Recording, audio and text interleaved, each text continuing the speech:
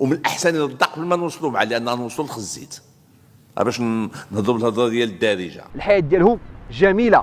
هذه هي السياسه. السياسه ماشي هي الحراميات، ماشي هي القوالب. الملصقات اللي كيديروا تما الخدمه ديالهم فاعل جمعوي، يعني ما خدامش. يعني فاش كيدخل الجامعه الترابيه هو ما كيتعوضش. اش بغيتي يدير؟ داكشي اللي عطاها الله اسلوبها. هي ماشي خريجه المعهد العالي للصحافه ولا عندها الماستر، يعني بدا كيشير عليها هك بالك، يعني عسيله ديال بصح. والاساءه للقبوره مجرمه جنائيه، طبعا ما اتخذ في حقها لا قرار لا جنائي ولا اداري.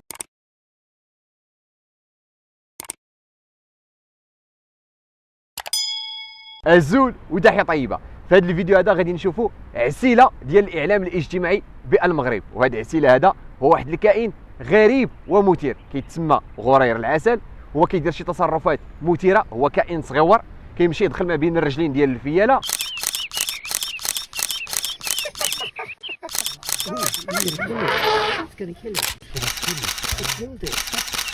كيدخل ما بين الرجلين ديال الخيوله حتى كيبرق له شي واحد.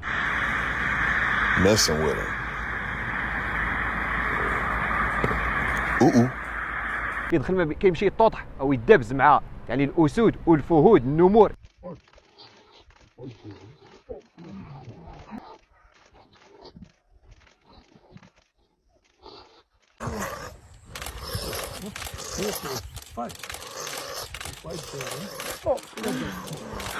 يعني كيدير تصرفات لفان دو لفان. وعندنا واحد الكائن محسوب على الصحافه او كيحسب راسو على الصحافه. هو في الحقيقه ديال الامر هو مجرد يوتيوبر او ناشط يعني في الاعلام الاجتماعي.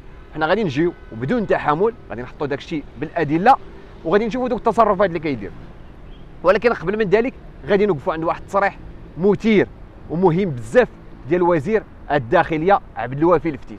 كيقول كاين مجموعه الاشكاليات طرحت في هذه الاراضي ديال سميتو. ومن هنا بغيت نوصل واحد الميساج راه كنتحاسبوا ونقول لكم اللي دا شي اطاد الارض شي مشروع اللي كان مخصص شي حاجه راه ما غنتفرقوش معاه وغنرجعوا للماضي كامل نتحاسبوا مع الناس باش نكونوا واضحين. اللي دا شي طاد الارض اللي ماشي من حقه خصو يردها. ومن الاحسن يردها قبل ما نوصلوا معاه، لان نوصلوا للخزيت باش نهضروا بالهضره ديال الدارجه. باش نكون اللي دا شي طاد الارض اللي ماشي ديالو اللي ترجع للجماعه، ولا اللي دا شي درهم ماشي ديالو، من الاحسن له يردو. وراه في الدار البيضاء راه بدينا مع مجموعه الناس وحنا غنمشيو حتى الاخر. اللي دا شي درهم ديال الجماعه الترابيه اللي ماشي من حقه يديها، من الاحسن له يردها. يردها بالخاطر امين، يردها بزز غيردها بزز. ما كاينش متر واحد مربع اللي بقى شيت في شي موضع ولا شي طريق ولا يتم الاستحواذ عليه، راه ما كايناش. راه كاين ناس خدامين اليوم في الدار البيضاء ويخدموا مدن اخرى. وكنقول لكم اللي دا شي طرد الارض ولا دا شي درهم، من الاحسن له انه يردها عن طيب خاطر. ودا ما رداش عن طيب خاطر يردها كيف تنقولوا بزز منه. كما سمعتوا الاخوان هذا التصريح غايه في الاهميه وفيه جوج ديال النقاط. كيقول اي واحد يعني مسؤول استغل المنصب ديالو ودا شي ارض او دا شي درهم ماشي ديالو فراه خصو يردها. هذه النقطه الاولى. النقطه الثانيه راه الا ما ردهاش راه وزاره الداخليه غادي توصل معاه للخزيت. ومن الاحسن يردها قبل ما نوصلوا معاه، لان نوصلوا للخزيت باش نهضروا بالهضره ديال الدارجه. يعني استعمل هذه العباره هذه او هذه الكلمه هذه ديال الخزيت باش انه يوصل المعنى. وبطبيعه الحال اي مغربي حر اصيل ولد بلاد تمازيغ فراه غادي يتفق مع المضمون ديال هذا الكلام، لانه غير مقبول انه يتم التسامح مع الفساد. خصنا نديروا معاه قطيعه، لانه راه كيكلف يعني الدوله المغربيه يعني المواطنين المغاربه كاملين كيدير المشاكل. ولكن كاين بعض الملاحظات اللي غادي نسجلوهم هنا. الملاحظه الاولى هو انه حنا كنعرفوا بان في المغرب وبطبيعه الحال هذا فيه نقاش سياسي بان كاين بعض الناس كيترشحوا للانتخابات او المناصب ديال المسؤوليه وهما اميين، يعني ناس ما قاريينش. وبطبيعه الحال هاد الناس هادو راه يقدروا يكونوا يديروا افعال او كيعتبروا السياسه في المخيال الاجتماعي ديالهم كيعتبروا بان السياسه هي القوالب. وبطبيعه الحال راه ممكن يديروا افعال اللي هي ماشي مزيانه. النقطه الثانيه وهذه هي الخطيره هو انه راه يحتمل ان هاد الناس فاش كيكون الوعي ديالهم على قد الحال يعني ما قاريينش اميين ان اخرين غادي ياكلوا بفمهم التوم، يعني غادي يقدموهم غادي يتلعب بهم شي واحد اخر. يعني وزاره الداخليه الان غادي يتعدلوا القوانين ديال اللي كيتعلقوا بمجلس النواب او ديال الانتخابات، فراه خاص دير شي تعديل، تفرض على الاقل اي واحد بغى يترشح تكون عنده على الاقل البكالوريا. بطبيعه الحال هنا كاين نقاش وغادي نحلوا واحد القوس ردوا معايا البال. كاين اللي كيقول بلي انه راه الترشح للمسؤوليه هو حق لكل مواطن، وبالتالي حتى شي واحد ما عنده الحق انه يمنع اي مواطن انه يترشح. بطبيعه الحال هذا فيه نقاش، فيه اخذ ورد، ولكن وسطروا معايا هذا راي ديالي، يقدر بزاف منكم يتفقوا معايا وكاين اللي غادي يختلف معايا، ومساله عاديه. اي واحد خصو يترشح خص على الاقل تكون عنده البكالوريا، لانه لا يعقل انك تمشي تدبر الشؤون ديال الناس وتمثل الناس، خصك تاثرهم كما قال الملك في الخطاب ديال البرلمان ديال افتتاح السنه التشريعيه، قال ودي خصكم تاثروا المواطنين. راه لا يعقل انه يكون برلماني او مستشار في جامعه ترابيه هو براسو خصو اللي ياثروا. فكيفاش غادي يدير هذه العمليه ديال التاطير، وكيفاش غادي يساهم في التشريع، وكيفاش غادي يدبر الشؤون ديال الناس، حتى ولو كان زعما انسان طيب وزوين الى غير ذلك. راه شي حاجه ما كتدخلش للدماغ، فما بالك اذا كان انسان خبيث، لانه كنعرفوا بانه كاين واحد الثقافه منتشره ديال ان كاين اللي كيعتبر السياسه هي القوالب، كيقول لك راه درتها به، درت مع السياسه، في حين ان السياسه هو فعل نبيل، هو تدبير الشؤون ديال الناس، هو جعل الجماعه البشريه المعينه فوق حدود جغرافيه معينه، الحياه ديالهم ميسره، الحياه ديالهم جميله.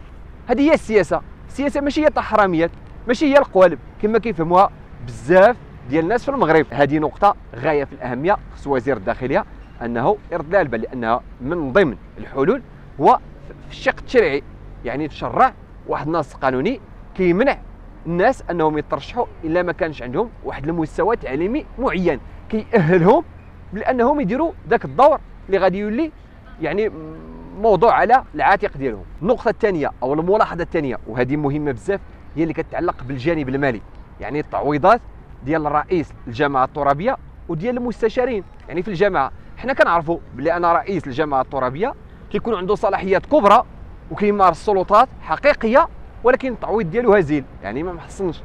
والمستشارين في الغالب كيكونوا اصلا ما كيكونوش خدامين. تقدر تسول اي واحد كيترشح للانتخابات، وحنا كنشوفوا هذا الشيء في البرامج او في ديك الملصقات اللي كيديروا تما الخدمه ديالهم فاعل جمعوي، ما خدامش. فاش كيدخل الجامعه الترابيه هو ما كيتعوضش، اش بغيتي يدير ماشي محصن، يحتمل انه غادي يمشي يستغل ديك السلطه اللي غادي تكون عنده لاجل مصالحه الشخصيه. اذا هذا عاوتاني مدخل مهم لمحاربه الفساد، وكيتعلق بالشق التشريعي، في المهمه ديال الفتيت.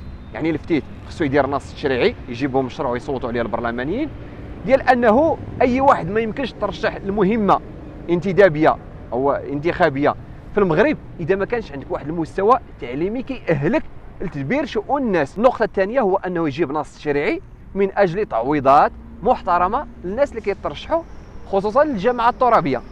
اذا هادو مداخل مهمه بزاف، ولكن في العموم اجتهاد التصريح ديال وزير الداخليه مهم، لانه كاين بعض الناس نقطه اخرى غادي نزيدوها، وهي ماشي ديال وزير الداخليه وانما ديال وزير العدل، هو النص اللي كيتعلق بالاثراء غير المشروع، او ما يسمى او اللي كيعرفوه المغاربه من اين لك هذا. بطبيعه الحال داك الشيء اللي كيقول وزير العدل هو غير مقنع. فاش كيخرج وكيتكلم كيقول لك بانه خص ضروره احترام قرارات البراءه. الشعارات سهله، الاطار غير المشروع. اعطيني كيفاش غادي ندير مع نص دستوريه نصوا على قرارات البراءه. غير الجلسه في الطريق اجي انت عندك تضمني لي بانه ولات الاطار غير المشروع، دابا غادي تستغل تضعيف مواطن. الدوله ولا السلطه اللي تعطيها واحد القرار في يديها خصك تعطي فيها الضمانات. باش غتعطيها ليه؟ باش غتعطي للسلطه واحد الاختصاص وما عندكش ضمانات؟ معناه الا عطيتيها ليه غدا غيجلس لك في الطريق اجي انت دخلوا قول لي جاكم الفلوس. عطيني الضمانات بانه غدا يعيطوا لشي واحد يقول لهم لا صحيح لي عطيونا شنو هي باش عندي بعدا. خص يثبت على الشخص انه ارتك انه عنده شبهات قيامي بفعل جرمي، عاد نمشي ليه الاطار هذا المشروع عايش من شبهات غادي يثبت. واللي بغى يطلب شي حاجه يطلب شي حاجه معقوله. راه السلطه الا عطيتها كل شيء راه ما يمكنش تصدها. راه المواطن خصو نحميه ماشي من نفسه ولا المواطن، نحميه حتى من الدوله باش الدوله تعرف حدودها والمواطن يعرف حدوده. اما ندير الاطار غير المشروع ونحل الباب واللي جا نجيبوه، هذا هو الديمقراطيه وكنخلبوا عليها. بارك الله عليكم، شكرا. يعني داك الشيء اللي كيقول وزير العدل فيما يتعلق بقرينه البراءه فراه مساله ماشي مبنيه وماشي معقوله. بطبيعه الحال قرينه البراءه محترمه، ولكن شي واحد فاش كيكون مثلا تولى واحد المهمه انتدابيه او اي مواطن، خص هذا الشيء يطبق اصلا على جميع المواطنين ماشي فقط المسؤولين. اي واحد كتبان عليه الفلوس العاقه ديالها بصح راه خصك تعيط عليه تقول لي فين جبتي هذا الشيء. هذه الا بغيها البلاد تزيان، لانه راه كاين اللي كيتهرب ضريبيا، كاين اللي كيكون عندهم المهن الحره كيدخل مثلا في الشهر 30 مليون 40 مليون، كيدير لك تدخل 10000 درهم وسير انت قلب عليه. ولكن الا كاين يعني المحاسبه البعديه ديال اين لك هذا، فراه خاص كيولي الانسان ملزم ان اي عمليه ماليه دارها كيكون عنده لي بروف ديالها. اذا هذه مداخل مهمه. الجانب الزجري هو مهم، ولكن كاين المداخل الاخرى اللي هي قانونيه اللي ممكن انها تؤدي الى محاربه الفساد بالمغرب. دابا ندوزو عند عسيله ديال الصحافه في المغرب اللي هو اليوتيوبر ابو هضره. كلكم تبعتوه لانه دابا خرجوا بدا عاوتاني كيشير على واحد الصحفيه ديال شوف تيفي. الانسان يقدر يتفق مع شوف تيفي، يقدر ما يتفقش معاه، يقدر يعتبرها بانه يمكن ينشر التخربيق. بطبيعه الحال بزاف ديال الناس راه كيشوفوا داك الشيء اللي كينشر راه فيه خرق واضح لاخلاقيات المهنه. اذا هذا النقاش هذا مفروغ منه. ولكن اليوتيوبر حتى هو مخربق، هذه حقيقه اللي ما يمكنش زعما نقفزوا عليها. خرجوا بدا كيشير على واحد الصحفيه. عرفتوا واحد المشهد خطير جدا، خطير جدا، خليكم تسمعوا. مع السؤال شنو؟ السؤال واش فيهم واش الزميل من الاحترام كنسول خليني نهضر. طبعا الخاوي ما كاينلاش كنهضر كنسول خليني نهضر. سيد الرئيس انا غنسول ماشي ديال انا غنسول واش انت مخلص باش تشوش علينا ولا؟ انا غنسول وتابعني غير تابعني خليني نسول الرئيس. شفتوا المغاربه كانوا كياخذوا واحد التصريح عند واحد الرئيس ديال الجماعه الترابيه، وكان شي واحد اخر وقيلا بغى يسول حتى هو ولا ما عرفت. المهم وقع واحد الخلاف بيناتهم وسولته ديك السيده او شيرات عليه، قالت له اودي واش انت مخلص. واليوتيوبر جا بدا كيشير على هذه السيده هذه، قال لك اسيدي بلي انه راه زعما الوعي ديالها او الجانب التكويني ديالها ضعيف. قال لك بلي انها هي راه ماشي خريجه ديال المعهد وماشي خريجه ديال الجامعات المغربيه حسب داك الشيء اللي كيقول هو. وقال لك بلي ان السيده ما عندهاش الماستر. هاد البنت تبغي تخدم وتكون صحفيه ومراسله، راه ماشي هي اللي من حقها، داك الشيء اللي عطاها الله اسلوبها، هي ماشي خريجه المعهد العالي للصحافه ولا عندها الماستر. يعني بدا كيشير عليها هك بالك يعني عسيله ديال بصح.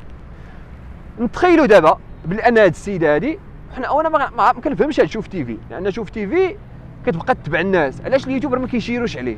كلنا كنا كنشوفوا كيفاش كيشيروا على عدد من الفنانين. غير مؤخرا كيفاش شيروا على ديك دنيا عصفور ما عرفت سميتها غيتا عصفور. علاش اليوتيوبر ما كيتطحوش معاه؟ ديما هو كيشير عليهم. علاش مثلا ديك السيده ما تمشيش وتسمر عليه قدام البيرو ديالو تيخرج وتعطيه الميكرو باش يتحدث ليه على الماستر ديالو، حيت هو قال لك عنده الماستر وكيفاش داروا. تسولوا اسئله مشروعه بناء على داك الشيء اللي قال. ياك هو شير عليها، قال لك هي مسكينه ما قارياش الوعي ديالها على قد الحال، وكيحاول انه يصغرها، كيقول مسكينه. وانا والله ما ضدها هاد البنت مسكينه، ماشي تما المشكل. وكيقول بلي انها راه كتقلب على زعما تولي صحفيه وكذا وكذا. المهم قزمها. هي كهي راه ما حتى واحد ما يلومها من حقها. فاذا كان من لو اللي جابها خصو يكونها مزيان. ما تماش كتطلع فوق القبور على التكوين القانوني. بحال دابا تصور تقول لواحد واش مخلص الفلوس، ما كيهمش والله ما هي المستهدفه. انا بغيتكم المغاربه اللي كتفرجوا فيا خذوا شنو باغي نقول لكم لي خطور. تمشي دير معاه نفس الاسلوب، لانه هو اصلا راه قزم، يعني عسيله ديال بصح. يعني كيدخل كيطوح كيشير على الناس، كيشير على شوف تيفي، كيشير على رضوان الربضاني، كيشير على يوسف بلهيسي، كيشير على يونس دافقير، كيشير على الشرقاوي، كيشير على الناس ما كيخلي حتى شي واحد في المغرب وكيشير عليه. وشي واحد الا برقلو كما دار ليه الرمضاني واحد النهار، قال لي اودي راه انا راه كنتنشوا بك. قال لي راه دابا فاش كناقش معاك قال لك راه احيانا كناخذك كنتفرج فيك وغير كنتنشوا. واليوتيوبر تقلق، وهذه حقيقه. انا كنعرف بزاف ديال الاصدقاء ديالي كيتفرجوا فيه من اجل الفرفشه، كيقشبوا كيشوفوا دوك الملامح ديال وجهه والطريقه باش كيخربق والطريقه باش كيتكلم على الناس، وكيبقاو يطلعوا عليه وكيشوفوا التناقضات ديالو. يعني السيد كيدافع على كرشو والناس عارفين هذا الشيء وعايقين به وعارفينه على حقيقته يعني كيتنشواو به. دابا نتخيلوا ان ديك ديال شوف تيفي مشات حتى هي بات تنشوا به، ومشات طلعت عليه سامره عليه ديال بصح.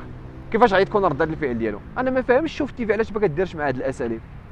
خصها في اطار انها ترد عليه والمعامله بالمثل، تمشي تسولو اش قاري هو، لانه هو راه عنده العقده ديال القرايه، هو راه ما قاري حتى زفته، ولكن كيحاول انه يصغر الناس. واش هو عارف ديك السيده اش قاريه؟ ها علاش كيشير عليها بديك الطريقه وكيحاول انه يصغرها؟ ماشي معقول داك الشيء، ماشي اخلاقي. دابا هاد السيده مسكينه هي اللي بانت واحد النهار في شي مقبره طلعت فوق القبوره، والاساءه للقبوره مجرمه جنائيا، طبعا ما اتخذ في حقها لا قرار لا جنائي ولا اداري. اذا واش غتمشي عنده شوف تيفي وترد عليه بنفس الاسلوب ولا لا؟ الى هنا تحيه لكم والى اللقاء.